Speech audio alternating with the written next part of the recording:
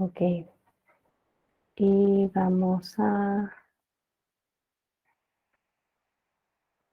voy a compartir. ¿Tienen alguna duda?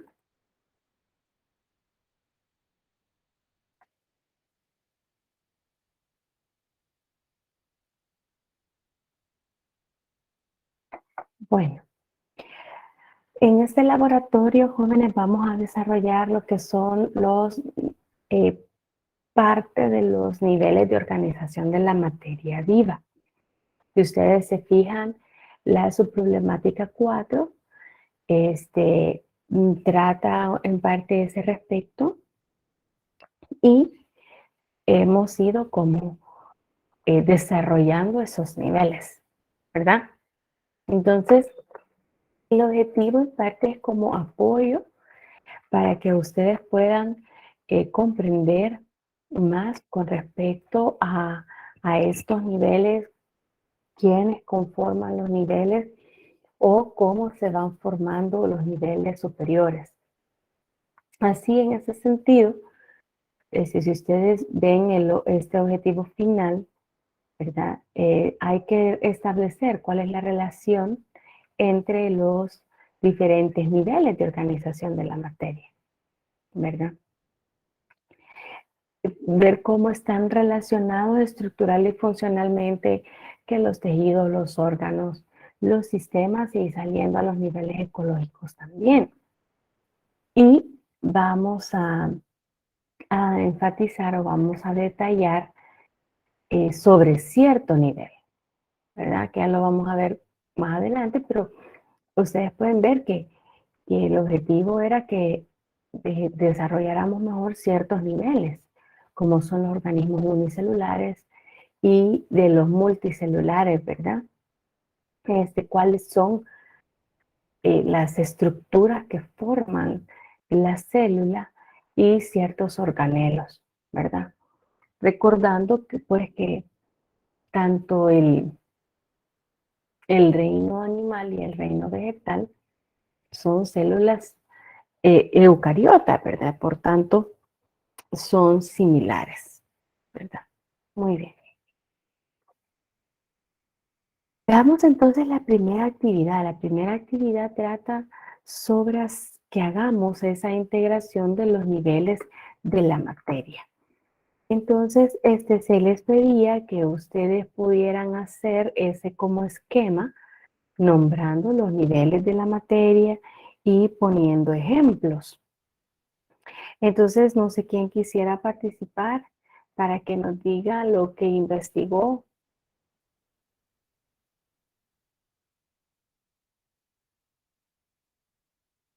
¿Quién aporta, jóvenes? Hagamos esto dinámico. Mientras más participemos, pues más rápido terminamos también.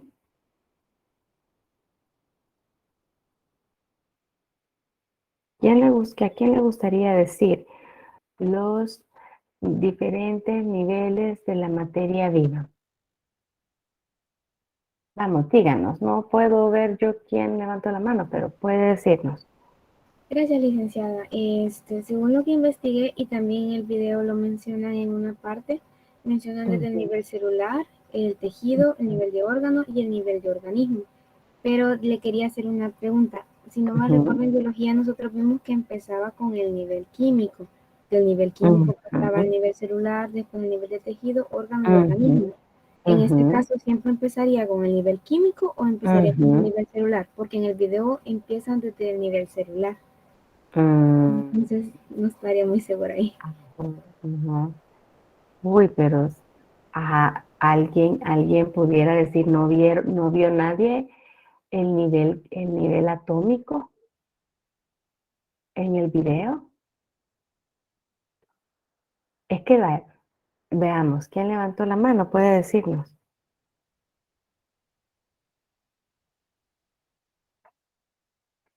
No, licenciado. Sí, diga. Sí, de hecho habla del nivel subatómico y atómico. Ajá. Y dice que en un nivel de átomos individuales se forman las moléculas. En los subatómicos es el nivel que se encuentra principalmente con protones, electrones y neutrones que constituyen a los átomos.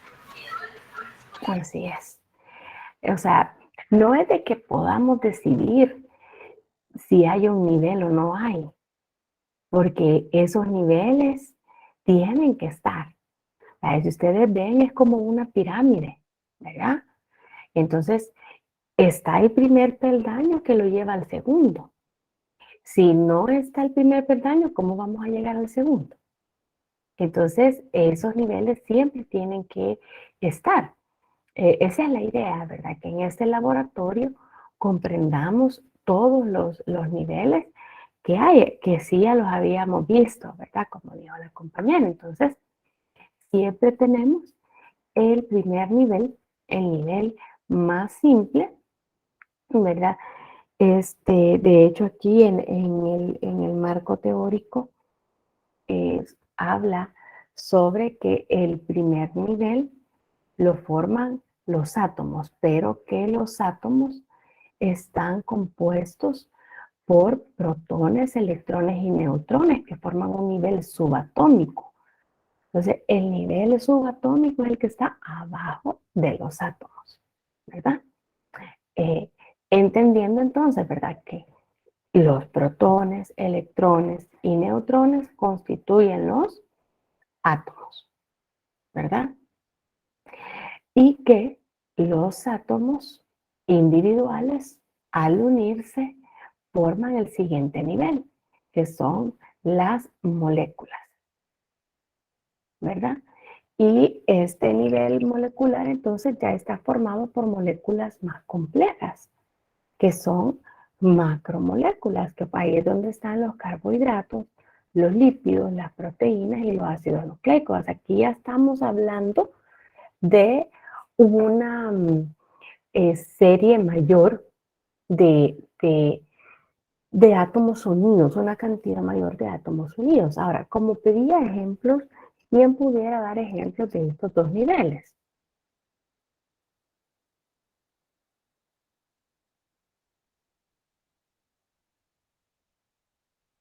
¿Quién puede dar ejemplos de átomos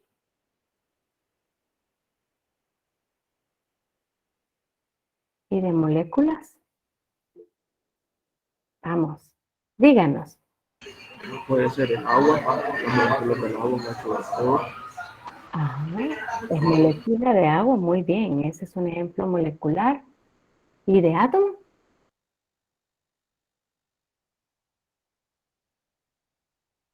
Ujú. ¿De qué átomos está constituido el agua?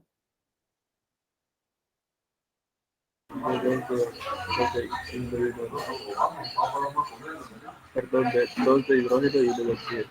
Así es, muy bien. Entonces, en el nivel de átomos tendríamos, ¿verdad? El hidrógeno y el oxígeno.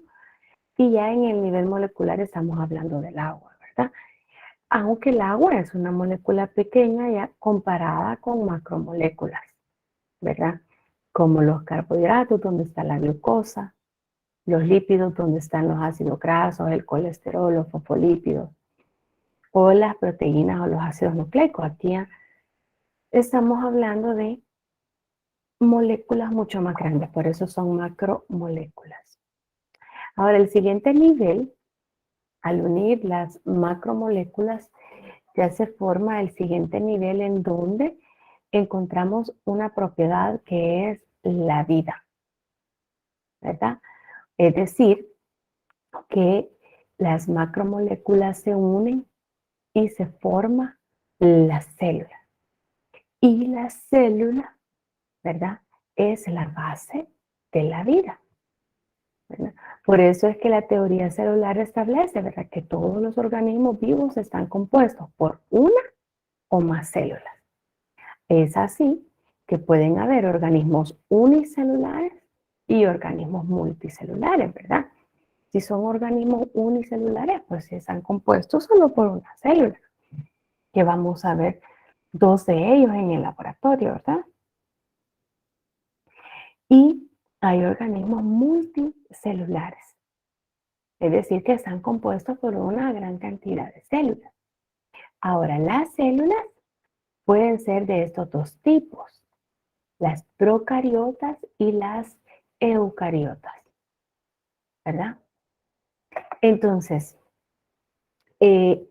¿Por qué es que en este laboratorio vemos células de organismos unicelulares del reino vegetal y del reino animal? ¿Verdad? Porque es importante que ustedes comprendan, ¿verdad? Que todo ser vivo está compuesto de una célula, ¿verdad? Y que dentro de los diferentes tipos de seres vivos vamos a encontrar en sus células ciertas características similares. Entonces la idea es que ustedes sepan, pues, tanto diferenciar los diferentes tipos de células que hay, pero también ver las similitudes de las células en los diferentes tipos de seres vivos que hay, ¿verdad? Entonces aquí tenemos la célula procariota, es un tipo de célula más sencilla, ¿verdad? Pero siempre es una célula porque está delimitada por una membrana o una pared, ¿verdad? Tiene estructuras de locomoción a su alrededor. Si se acuerdan, no tiene un núcleo definido, sino que tiene nada más un segmento de ADN medio enrollado y tiene otras organelas, ¿verdad? Que le permiten digerir los diferentes compuestos del medio ambiente para sacar los nutrientes, ¿verdad? Ahora aquí tenemos la célula eucariota, ¿verdad? Esta ya es una célula más compleja que pertenece a los seres vivos del reino animal, del reino vegetal, ¿verdad? Y del reino fungi. Y vemos ya muchas más organelas. Primero vemos la membrana plasmática, que es la que la delimita. Luego tenemos el citoplasma con todos sus organelos y el núcleo bien definido, ¿verdad? Entonces, ¿qué ejemplos de células me pueden decir de las que vamos a ver, por ejemplo, en el laboratorio?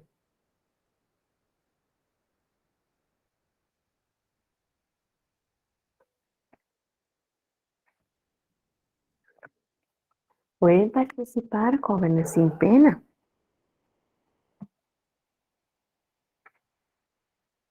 Yo creo que tal vez le ha quedado chance de resolver el laboratorio. Y la idea era ir siempre como especificando.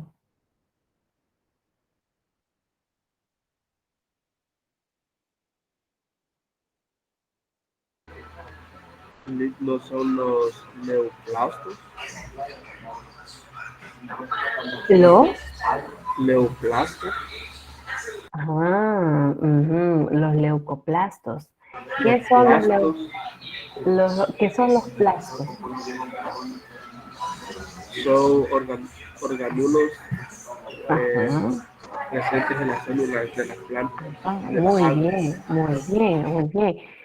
Pero en este caso, no estamos hablando de ejemplos de organelos, sino que ejemplos de células, porque estamos hablando del nivel de organización celular. Dígame. ¿No podría ser un ejemplo la célula animal, vegetal? Así es. Muy bien, ¿verdad? Que dentro de la célula animal, por ejemplo, ¿verdad? Vamos a ver ciertos tipos de células que están dentro de la sangre, ¿verdad? Y también dentro de la célula vegetal ciertos tipos de células. Muy bien. ¿Cuál es el siguiente nivel de organización de la materia, el que va después del nivel celular?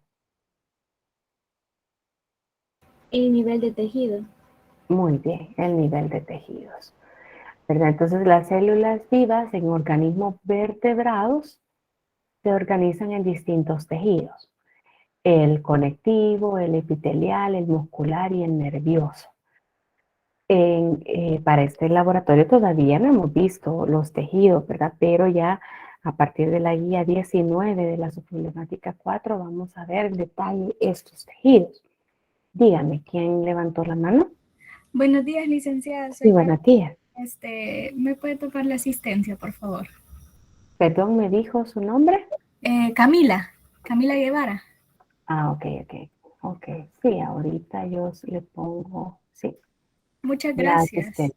Bueno, ya saben, a la orden. Muy bien, entonces estos son ejemplos, ¿verdad?, de tejidos dentro de los organismos vertebrados y que ya vamos a profundizar en los del ser humano en la subproblemática 4.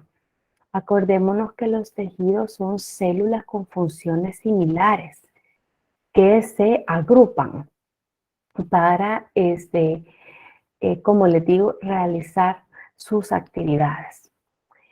Ahora, dentro de los tejidos vegetales hay varios tejidos también.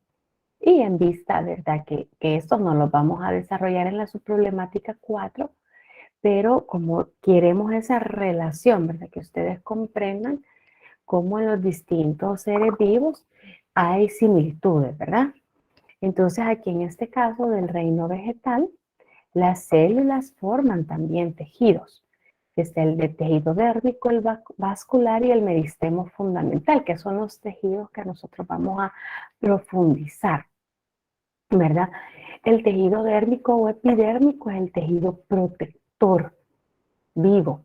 Este recubre la superficie de toda la planta y de hecho este tejido vamos a poder observarlo en el laboratorio.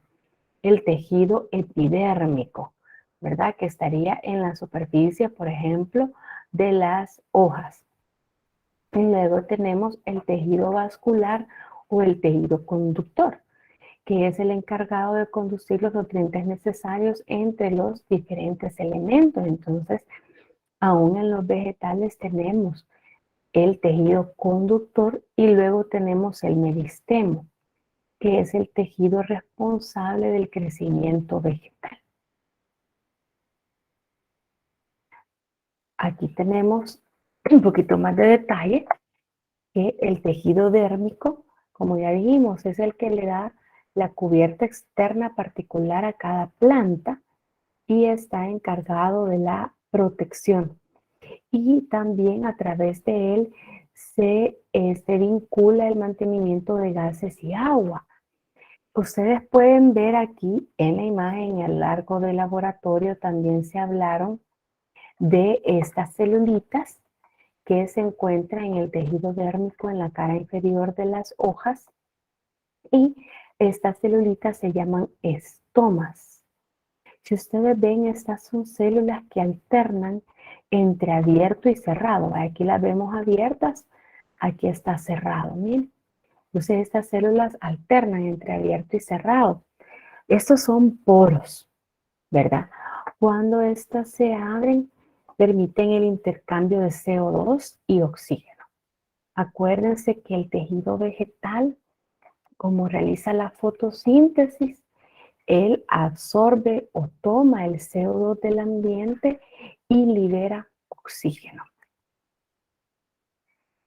Ahora el tejido vascular, ya dijimos, ¿verdad?, que ustedes pueden ver acá que son estos vasos, estos huequitos, ¿verdad? Es el sistema tubular que es el responsable de transportar el agua y los nutrientes en la planta.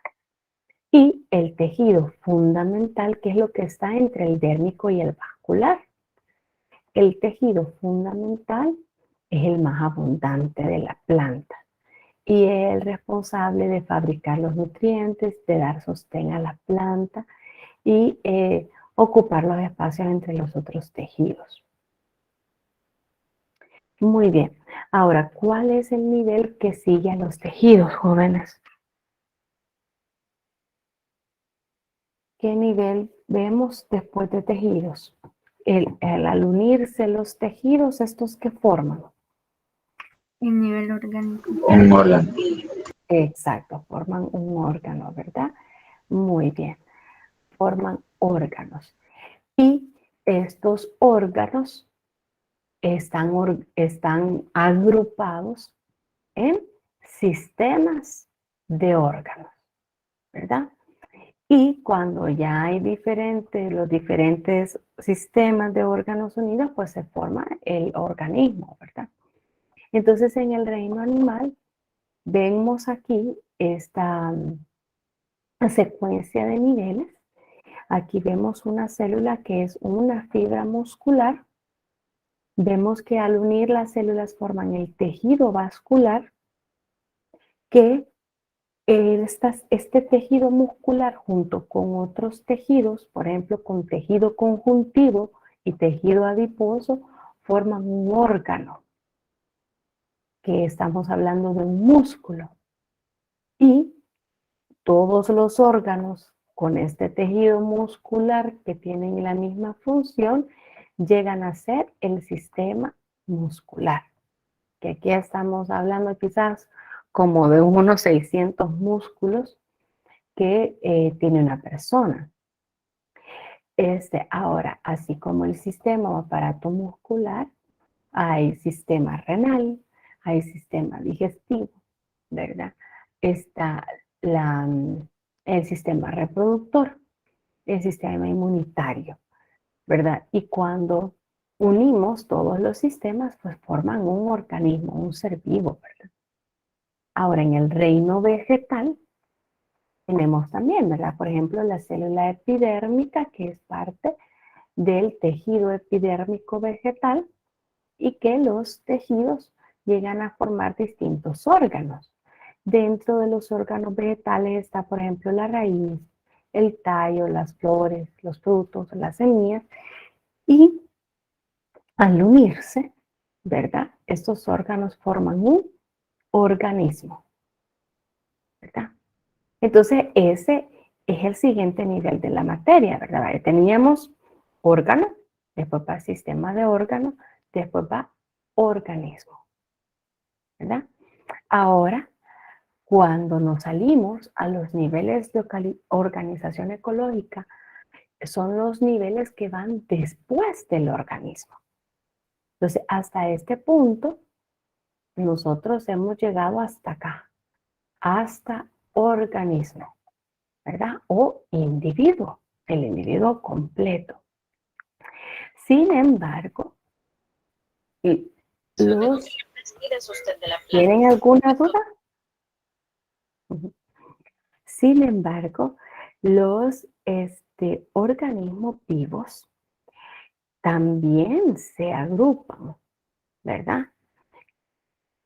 No son seres separados, no somos seres individuales, sino que nos organizamos. Es así como después del individuo hay otros niveles de organización ecológica que también los vamos a ver en la subproblemática 4, ¿verdad? El nivel de población, que es el grupo de una misma especie, ¿verdad? Un mismo tipo de ser se une en una población, que luego hay en una zona, pueden haber diferentes grupos de poblaciones y forman una comunidad, que cuando vemos la comunidad rodeada de un ambiente que puede ser acuático, puede ser aéreo, puede ser terrestre, entonces ya estamos hablando de ecosistema. Y cuando ya vemos la tierra, ¿verdad? O el ecosistema, más bien relacionando su medio biótico y abiótico, encontramos el bioma, y luego tenemos la tierra en su totalidad, que es la biosfera, ¿verdad? En las guías de la subproblemática 4 vamos a ver estos niveles. ¿Ya? Muy bien, ¿tienen alguna duda con respecto a esto, jóvenes? Si es así, ya tenemos el esquema de los niveles de organización de la materia.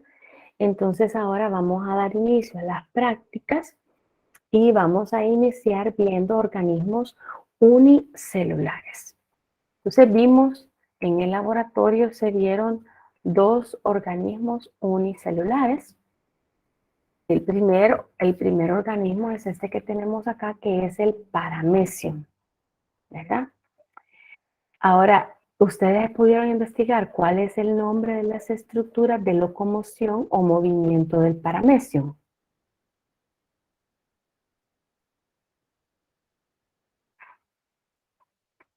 Ahí Según también, el video que explicaban un poco, demostraban que eran los cilios. así es. Los cilios, si ustedes pueden ver, son todos estos pelitos que salen o protruyen al borde de la membrana. Y ustedes pueden ver en el video que este organismo podía dar vueltas. Su movimiento, él podía irse para cualquier lado. Este es por esos cilios, porque como están a todo alrededor de su cuerpo, entonces este le permite irse en diferentes direcciones. Ahora, ¿cuál es la importancia de este organismo en el ecosistema?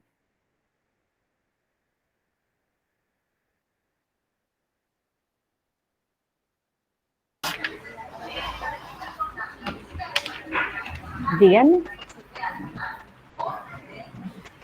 Ujú. Hay alguien que ha levantado la mano y alguien que ha abierto el micrófono. O no sé quién levantó la mano entonces. Yo, licenciada, Diga. em, el paramecium se alimenta de ciertos tipos de bacterias, lo cual hace que la población bacteriana del entorno se mantenga en un nivel en equilibrio y asimismo mejora la calidad del agua.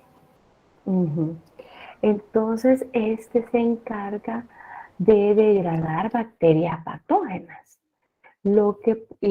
pues se alimenta de bacterias. Entonces, ustedes pudieron ver en un agua de charco, este, a- desde que se inventó el microscopio, ¿verdad? Se pudieron identificar estos microorganismos en el agua, en la tierra, etcétera. Entonces, estos organismos unicelulares contribuyen a disminuir la población bacteriana porque ellos se alimentan de esas bacterias, ¿verdad?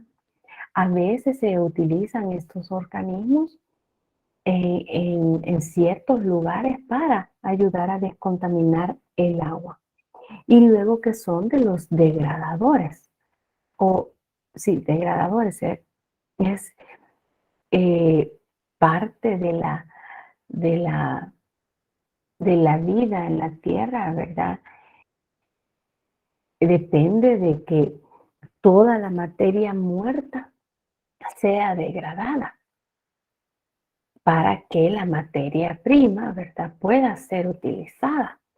Entonces, estos organismos se encargan de eso, de degradar la materia muerta, ya sea vegetal o animal, ¿verdad? Ahora, este paramecium tiene una estructura relacionada con la función digestiva intracelular. ¿Cuál es?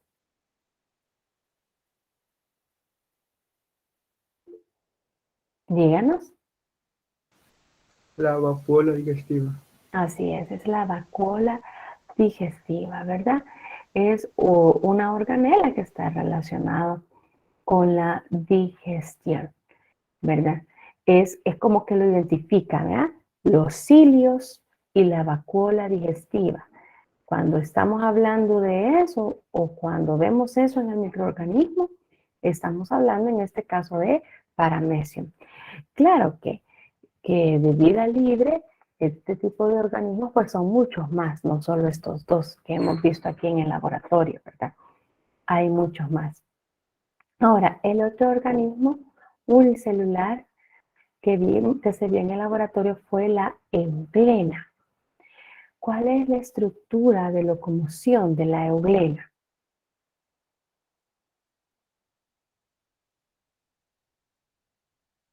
El flagelo, licenciado. Así es, si ustedes ven aquí, es una sola estructura, el flagelo, el que le permite la movilidad. Por eso ustedes, si ven el video, cuando lo vuelvan a ver, la euglena se movía en una sola dirección.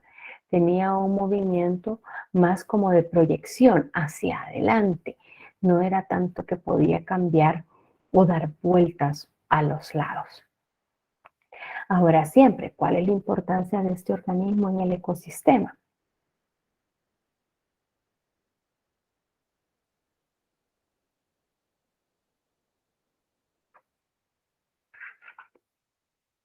Ujú. ¿Qué hace este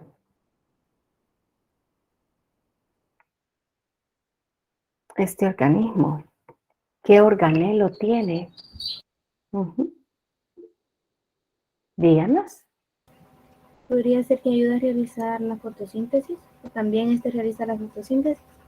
Así es, así es. Entonces, si ustedes pueden ver, tiene cloroplastos, estos verdes.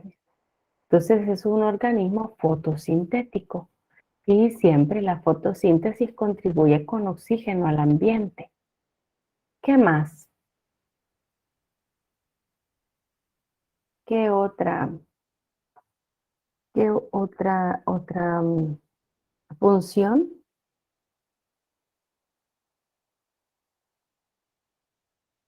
Como parte de la cadena alimenticia, puede ser también de alimento para organismos más grandes y también entra dentro de los degradadores de la materia viva. Muy bien. Ahora, hay otra estructura de la euglena relacionada con la respuesta a los estímulos del medio ambiente. ¿Cuál es?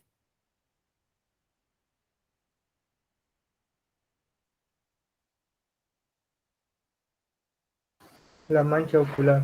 La mancha ocular, ¿verdad? Esta le ayuda a detectar cuando hay ambientes nocivos que le impedirían la vida, ¿verdad? Entonces se alejaría de este, ¿verdad? Muy bien, ahora, ¿qué diferencias estructurales encontramos al observar ambas células? ¿Cómo diferenciamos la euglena del paramecium?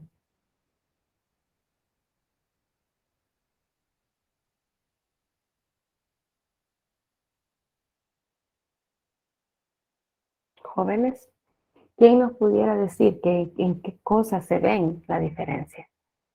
La diferencia que yo principalmente noté fue que el paramecium es como ovalado o más bien circular y se mueve Ajá. por medio de cilios en círculos, y la euglena es alargada como si fuera una hoja, Ujú, se mueve ujú. por flagelos y esta puede realizar la fotosíntesis. Así es, entonces la forma, ¿verdad? Como la compañera más mencionó, una es redondeada, la otra es alargada, luego que uno tiene cilios, el otro tiene flagelos, ¿verdad? Y los organelos, los cloroplastos en el caso de la euglena, ¿verdad? Y las vacuolas digestivas en el caso del paramecium. Pues puede ser, ¿verdad? Que a ustedes se les ponga la imagen del organismo y ustedes tienen que identificar qué es. Entonces es importante que ustedes puedan identificar esos distintos organelos o formas dentro de cada uno de ellos. Muy bien, pasamos entonces de los organismos unicelulares a ver las células de organismos multicelulares, ¿verdad? Y vamos a dar inicio viendo célula vegetal, la célula vegetal. Para observar la célula vegetal se hizo, ¿verdad? Un raspado de cebolla, ¿verdad? Entonces se les pidió primero, de acuerdo a ese raspado, que ustedes esquematizaran este, lo que se observó, ¿verdad? ¿Qué dos, qué dos componentes celulares íbamos a poder observar en el raspado de zanahoria? Perdón, de cebolla, jóvenes. ¿Qué se puede observar en el raspado de cebolla? Se alcanzan a ver como la pared celular y Ujú, cierto el núcleo, que son unas como rueditas un poquito más grandes que aparecían en cada contenido de la pared celular, ujú. ¿Y como qué forma tiene la célula? como alargadita, como si fuera una hoja, algo así. Ajá. Entonces era una estructura más o menos así, ¿verdad? La pared y el núcleo, ¿verdad? Era lo que íbamos a observar en el corte de cebolla. Entonces aquí ustedes pueden ver, hay dos imágenes en donde se ven las células de la cebolla alargaditas y los núcleos. Entonces, la pared celular serían siempre los límites, estos bordes, ¿verdad? Pared celular, esta sería la pared celular, o como la vemos acá, es todo lo que delimita la célula, ¿verdad? Y el núcleo sería las estructuras prominentes y más oscuras en el interior de la célula, ¿verdad? Aquí vemos claramente los núcleos de la célula. Bueno, muy bien. Entonces, en el caso de la pared celular, ¿qué funciones tiene? Porque esas son otras preguntas que tenemos que contestar en relación a esta célula, ¿verdad? ¿Qué función tiene la pared celular?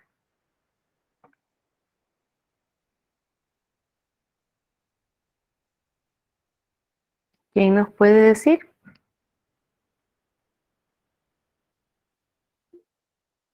Díganos. Dar soporte y protección. Así es, muy bien, da soporte y protección. ¿Y cuál es el polisacárido más abundante en la pared celular?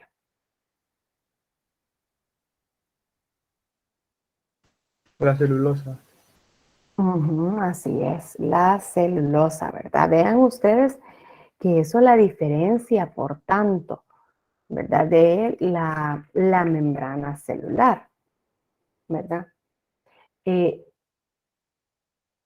De hecho, ya vamos a ver las diferencias entre la pared celular y la membrana celular. Pero aparte de los vegetales, ¿qué otros organismos presentan pared celular?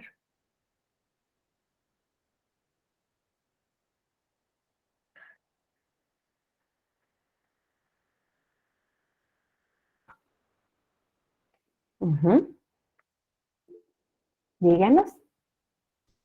No son los hongos. Sí, los hongos. Y hay bacterias también que tienen pared celular. Muy bien.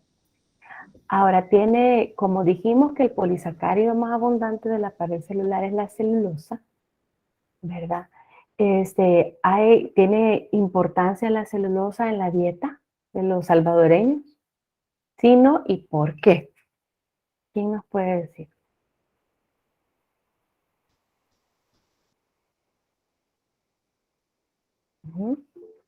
Díganos.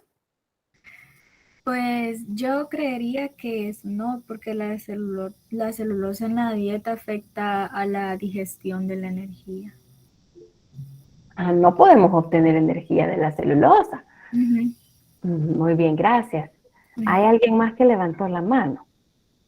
Ya, licenciada, Ujú. yo pensaría que sí, porque la celulosa principalmente contiene fibra, lo que ayuda al tránsito de alimentos por los intestinos.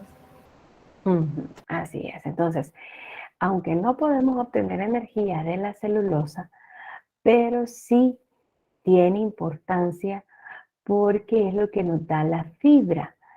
La fibra hace que no se peguen los alimentos en las paredes del intestino y que podamos evacuar los desechos de manera adecuada.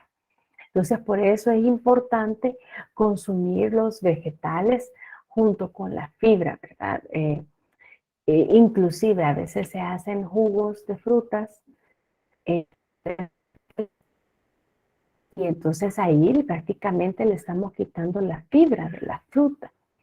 Entonces, lo mejor, por ejemplo, lo mejor sería solo licuarlos y comernos o ingerir también la fibra, ¿verdad? Para eso, si no, pues se da lo que es el estreñimiento, ¿verdad? Lo que causa diferentes problemas.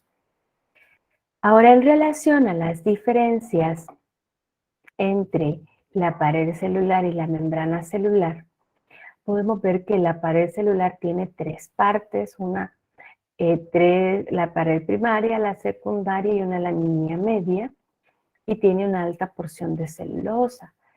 Contrario a la membrana, la pared es rígida, ¿verdad? La pared es rígida.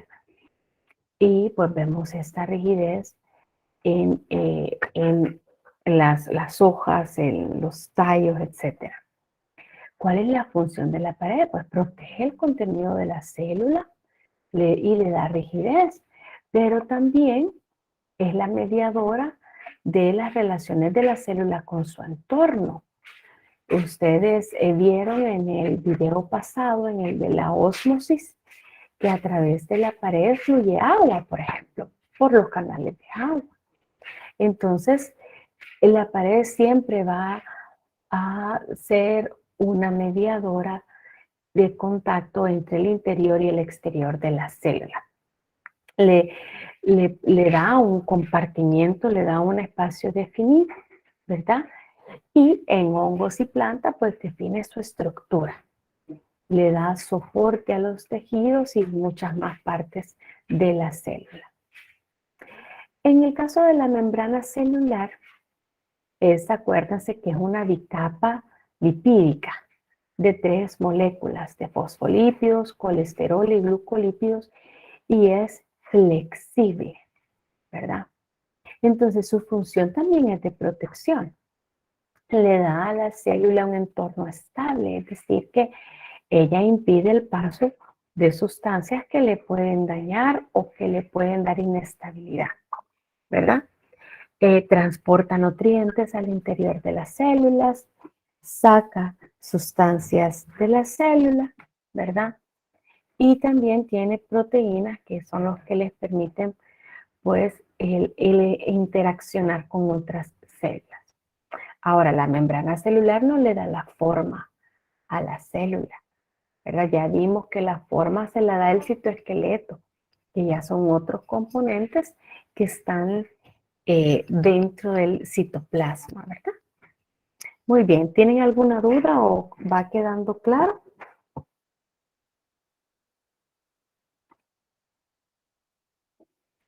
Vale, viendo la célula, su pared y el núcleo, ahora veamos ciertas organelas, ¿verdad? Siempre de la célula vegetal. Y se van a observar los plastidios. Los plastidios, como mencionó el compañero Oplasto, son orgánulos que están en las células de las plantas y de las algas y también en algunos animales marinos o organismos unicelulares, como vimos el cloroplasto. La función de estos es variada. Puede haber función de fotosíntesis, puede haber síntesis de aminoácidos y lípidos, puede ser de almacenamiento de lípidos, de azúcares y proteínas. También tiene funciones de dar color a diferentes partes de la planta, pueden ser sensores de la gravedad o pueden participar en el funcionamiento de las estomas que vimos que son esas otras células oclusivas. Entonces hay diferentes tipos de organelos, ¿verdad? Aquí vemos algunos de ellos, el cloroplasto, el amiloplasto, el cromoplasto, el elaioplasto, ¿verdad? El protoplastidio, etioplastidio, ¿verdad? Entonces, cada plasto, pues ustedes van a ver que tiene coloración diferente, puede no tener coloración y tiene pues diferente función. Entonces veamos primero en el raspado de papa. Estas son las imágenes del raspado de papa. Una que fue sin Lugol, que es esta más clarita, en la cual vemos estos organelos, ¿verdad? Todas estas estructuras, estas como bolsitas. Y aquí vemos con Lugol, que vemos que la mayoría de estas bolsitas se ha coloreado su interior, ¿verdad? De oscuro. Ahora, díganme ustedes, ¿qué nombre reciben estos organelos observados?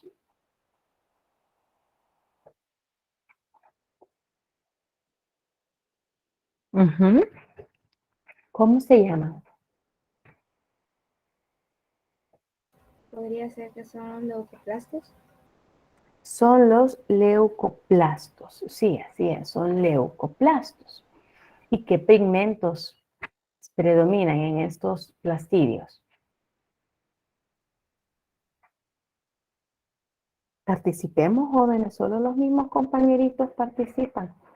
No tengamos pena, ¿o será que no lo desarrollaron?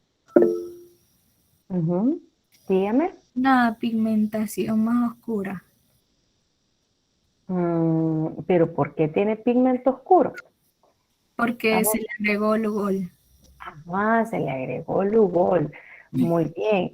Entonces, ¿realmente el plasto tiene coloración o no tiene coloración? ¿La papa o el Lugol?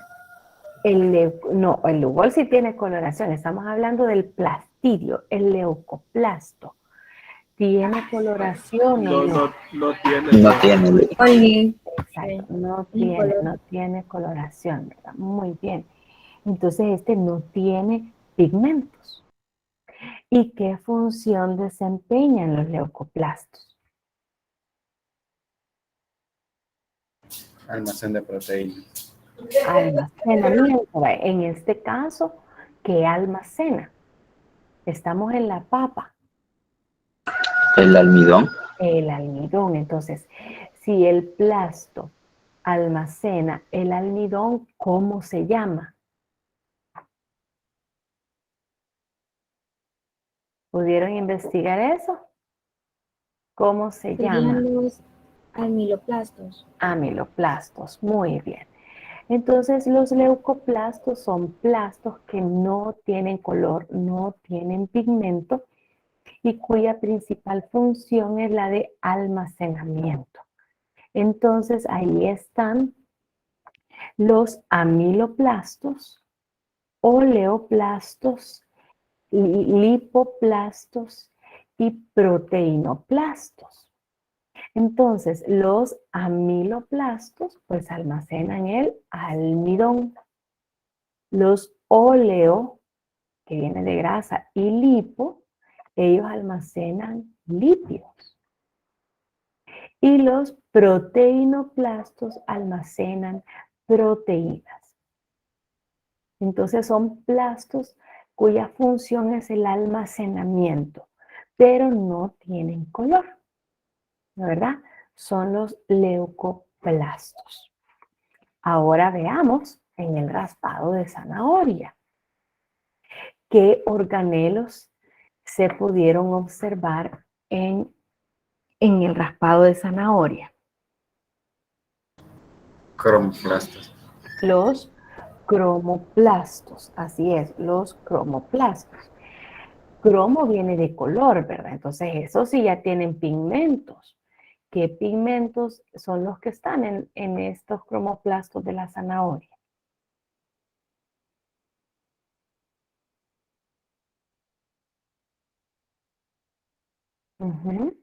Los ¿Cómo? carotenoides. Carotenoides, muy bien. Esos son los pigmentos, los carotenoides. ¿Y qué función desempeñan estos organelos? Dar color.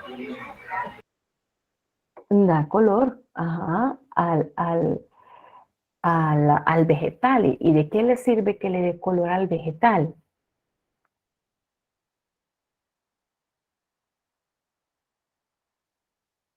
¿Qué hacen las plantas cuando tienen esos colores? Y porque esos colores son en las flores también y en los frutos. ¿Qué atraen las plantas? Animales.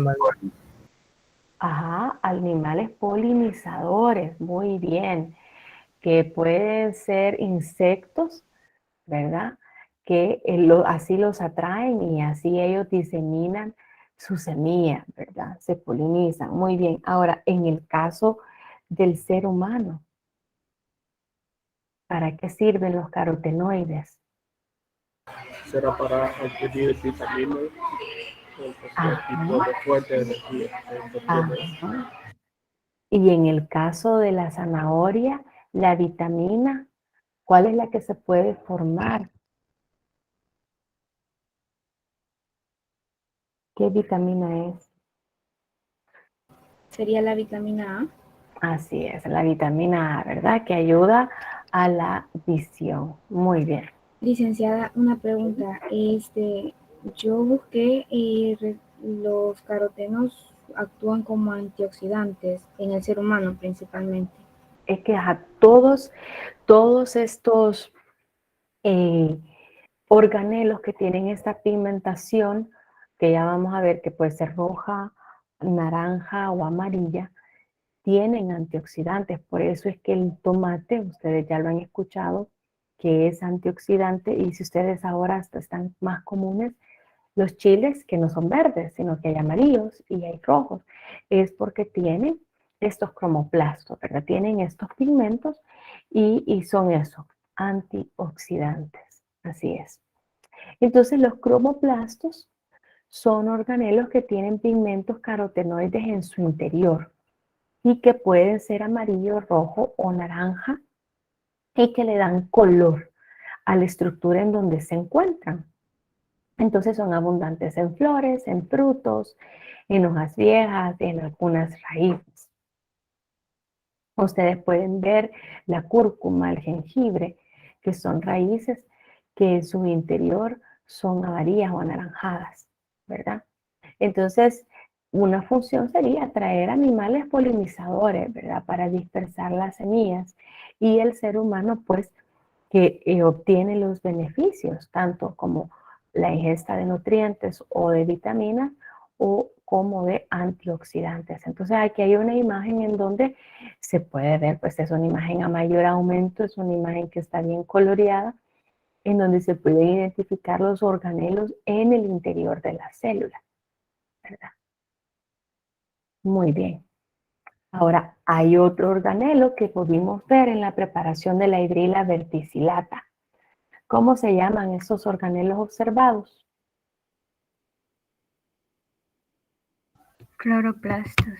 Cloroplastos, así es. Vean que es diferente al cromoplasto, porque cromo es de color. Entonces son plastidios con color. Pero en este caso el cloroplasto, ¿por qué es que se llama así? ¿Cuál es el pigmento que tiene este organelo?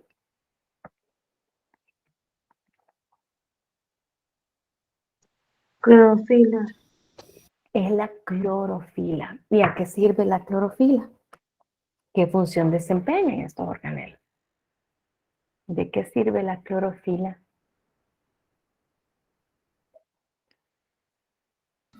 Tiene la función de la fotosíntesis. Así es, función de fotosíntesis. Muy bien. Entonces los cloroplastos son orgánulos generalmente grandes que están en las células de las plantas y que una célula puede tener de 20 a 100 cloroplastos, una célula de una hoja. Y los cloroplastos producen la clorofila, que es la responsable directa de captar la energía de la luz. Entonces ahí tenemos los organelos verdecitos en el interior de las células, ¿verdad? Que también los hemos visto ya moverse también. Entonces ustedes tienen un cuadrito en donde pueden ustedes identificar los dos pigmentos que hemos visto hoy, el pigmento de la clorofila, que es un pigmento de color verde y que es el responsable de captar la energía solar, y los carotenoides, que puede ser amarillo, naranja o rojo, que tienen la función de atraer a animales polinizantes, captar la energía de la luz y poseen actividad provitamina A, ¿verdad? Y hemos hablado que en seres humanos, pues que tiene esa propiedad de que es antioxidante. Muy bien. Ahora en el caso, ahora aquí hay otras imágenes. Ustedes pueden ver acá, miren, leucoplastos, organelos que no tienen color, parecen más como que si fueran gotas. Vemos el caroteno, ¿verdad? Vemos esa pigmentación anaranjada. de esos cromoplastos, vemos los cloroplastos, que son con pigmentación verde, ¿verdad? Que la podemos ver en las hojas de las plantas. Aquí están entonces los 3 pigmentos, ¿verdad? Que hemos podido observar. Más bien, 2 pigmentos y uno sin pigmento. Muy bien. Ahora vamos a la célula animal. Ahora, aquí en esta imagen, jóvenes, ¿qué es lo que se observa en esta imagen? ¿Qué tipo de...? La idea es que aquí aprendan a identificar las células y el tejido al que pertenecen, ¿verdad? Entonces, ¿qué tipo de célula es la que podemos ver ahí? ¿Qué tipo de tejido es? No es necesario que las nombren estas, pero aquí vemos por lo menos 2 grandes grupos celulares que están dentro de un tejido. ¿Cuál es? Neutrófilo y monocito. Ajá, vaya, esas son las células que están aquí en circulito, ¿verdad? En el caso del neutrófilo son las que están en circulito celeste. Y en el caso de los monocitos son los que tienen el circulito rojo. Se diferencian si ustedes ven que los núcleos tienen diferente forma, ¿verdad? Porque hay unas que el núcleo siempre es lo que se tiñe prominentemente y así identificamos estas células por la forma del núcleo y su tamaño, ¿verdad? Entonces ven ustedes que hay un núcleo que está como segmentado, está como en pequeñas partes unidas por pequeños hilitos y está este otro núcleo más grande que tiene como más como forma de riñón. Entonces así identificamos, digamos, estos 2 tipos de células. Ahora, los neutrófilos y los monocitos, ¿qué tipo de células son? ¿Dentro de qué grupo celular están?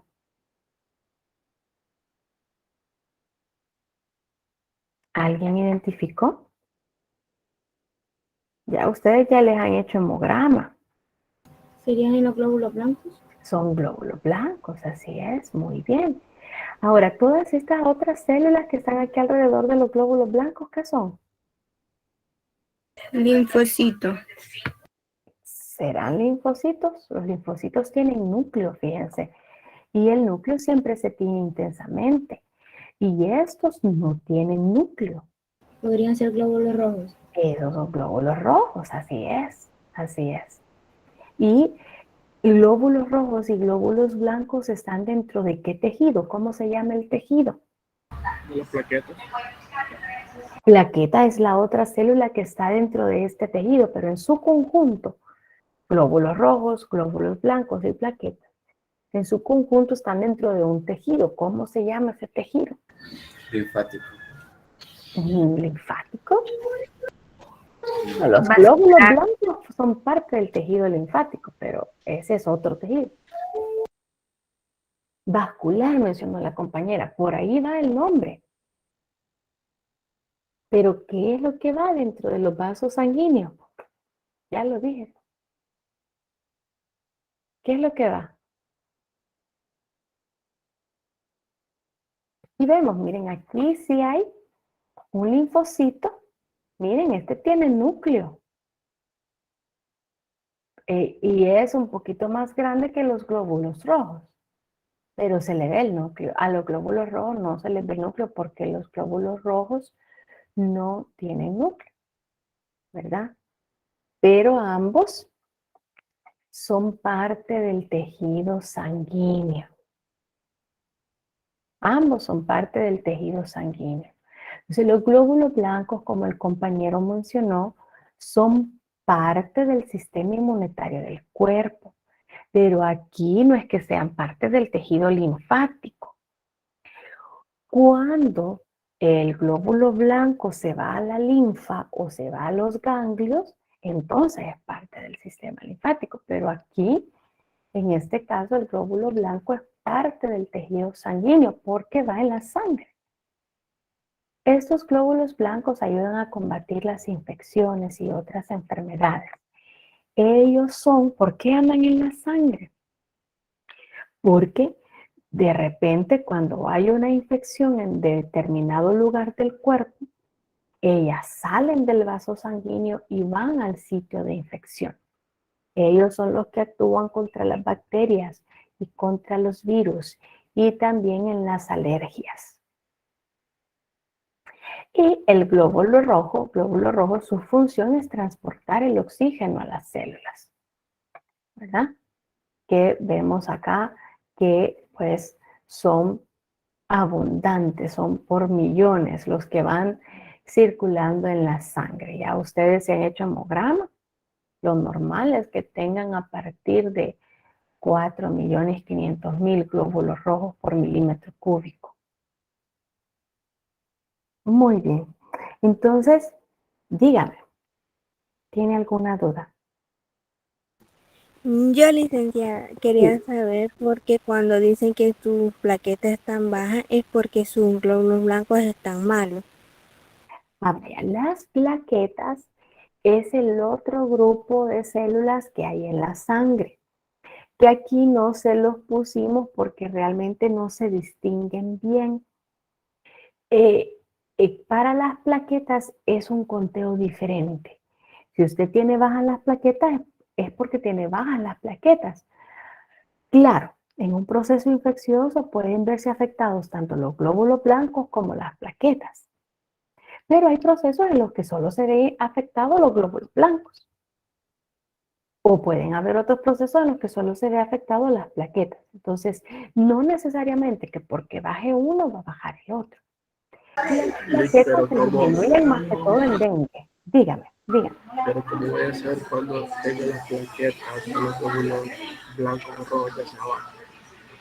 Vaya, eh, en, en un examen de laboratorio, vaya, por ejemplo aquí, en esta imagen, eh, em, la plaqueta se distingue porque es un puntito oscuro, es como que estuviéramos hablando de miren, es que la plaqueta es una célula que como que se ha despedazado, entonces solo se observan como pedacitos. Esto que vemos acá es más residuo de colorante, no es plaqueta, pero es un puntito así que se ve del mismo color de los núcleos. Eso es la plaqueta, es lo que pasa que como en la sangre andan, si ustedes se han hecho hemograma, el promedio es que anden de 200.000 a 400.000 plaquetas por milímetro cúbico de sangre. Entonces, cuando hay una hemorragia, todos esos pedacitos se unen, ¿verdad? Para formar el coágulo. Entonces, aquí en este caso, en esta imagen, es difícil distinguir las plaquetas. Se pueden distinguir los neutrófilos, monocitos, linfocitos de los glóbulos rojos. Ese es el trabajo de del laborista clínico, del licenciado en laboratorio clínico, ¿verdad? Se aprende a distinguir estas células. Entonces, en los exámenes se evalúan, se distinguen y se contabilizan, ¿verdad? Se puede hacer así, visual, con aparatos, se cuentan las células y se sacan los porcentajes y por eso ustedes lo ven en el examen que tiene neutrófilo 54, linfocitos 60, monocitos 8, ¿verdad? Entonces, la célula se identifica, se contabiliza y así se pone celulita por celulita, ¿verdad? Y en el caso de las plaquetas, es una cuenta aparte, ¿verdad? Es un examen aparte del conteo de las plaquetas. Este es muy importante, por ejemplo, para el dengue, porque el conteo de las plaquetas ayuda a ver qué tan propensa está la persona a sufrir hemorragias, ¿verdad? Ahora, como les digo, ahorita en el laboratorio solo se les va a pedir distinguir entre glóbulos blancos o glóbulos rojos, ¿verdad? No sé si se les podrá distinguir entre neutrófilo y linfocito, por ejemplo, o neutrófilo y monocito, ¿verdad? Pero por lo menos sí entre glóbulos blancos y glóbulos rojos. Pero de plaquetas no se les va a pedir porque no se les ha puesto imágenes con plaquetas. No sé si en esos sentidos iba más o menos su pregunta sobre cómo distinguirlo de las plaquetas. Y cuando se hagan un hemograma, generalmente los hemogramas les dicen los valores normales. O sea, les dicen la cantidad de células que ustedes tienen y el valor normal o lo que deberían de tener de cada célula. ¿Alguna otra duda?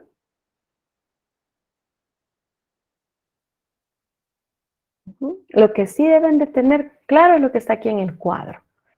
Los glóbulos blancos son parte del sistema inmunitario porque ayudan a combatir infecciones y son del tejido sanguíneo. Dígame. ¿Alguien ha habilitado el micrófono? Los glóbulos rojos, su función es transportar el oxígeno y son parte del tejido sanguíneo. Si no hay dudas, pasamos a la última actividad. Licenciada, Dígame. disculpe, con respecto a los tipos, serían solamente los neutrófilos, monocitos y linfocitos. Sí, Los basófilos y los eosinófilos ya no entrarían, ¿verdad? son parte de los glóbulos blancos, o sea, también son tipos de glóbulos blancos, pero no los hemos visto en este laboratorio. Ok, gracias, Pero licenciada. sí, lo que la compañera menciona es cierto, hay más glóbulos blancos, no solo linfocito, neutrófilo y monocito, también hay basófilo y eosinófilo, son 5 en total, pero aquí no se les ha esquematizado, ¿verdad? Ya vamos a ver el tejido sanguíneo y sí los vamos a ver y también en el laboratorio de tejidos. Ahí vamos a ver esas celulitas. Muy bien. El tejido vegetal, aquí se preparó una epidermis de planta. Entonces, ¿cuál es la función del tejido que se ha observado?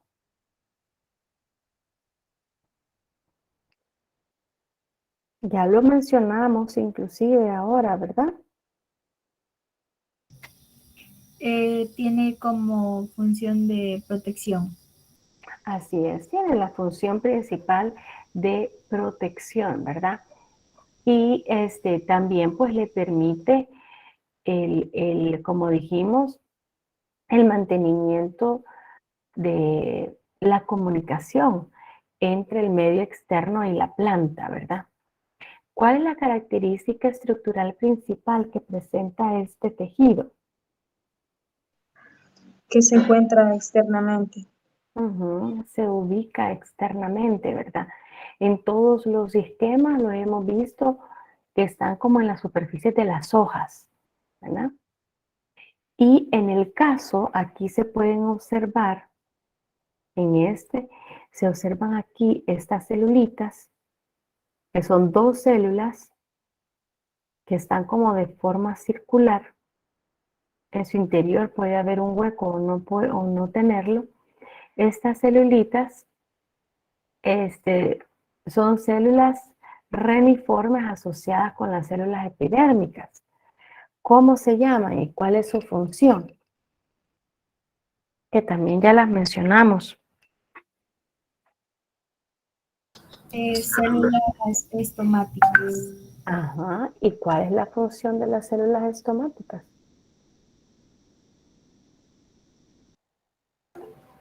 ¿Sí? ¿Alguien levantó la mano?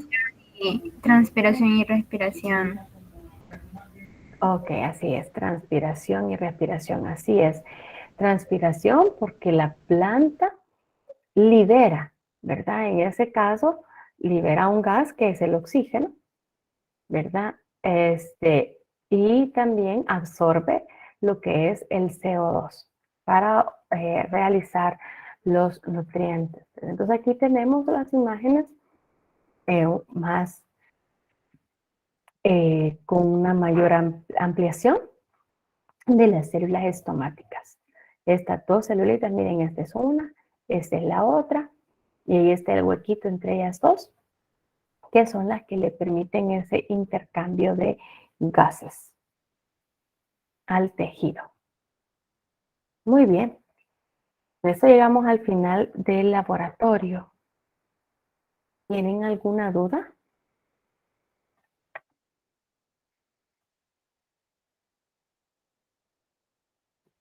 Ujú. ¿No hay dudas? ¿Alguna duda con respecto al proceso? Vamos a detenerla. Entonces, ¿verdad que los cromoplastos serían con color y los cloroplastos sin color? ¿O sería al revés? Vaya, no, es que el cloroplasto también tiene color, porque es el verde. El que no tiene color es el leucoplasto. Eso es el que no tiene color, el leucoplasto. De ahí está el cromoplasto, el que sí tiene color, como en el caso del que tiene caroteno. Entonces, el cloroplasto pudiera entrar dentro de los cromoplastos, porque ambos tienen color, ¿verdad? Lo único que el caroteno tiene una pigmentación roja o anaranjada y el cloroplasto tiene la pigmentación verde por la clorofila. Y el leucoplasto no tiene color. Se tiñó con el Lugol porque tenía almidón. ¿Se recuerdan ustedes en el laboratorio 2? El Lugol identifica el almidón. Entonces, por eso se tiñeron los leucoplastos de la papa.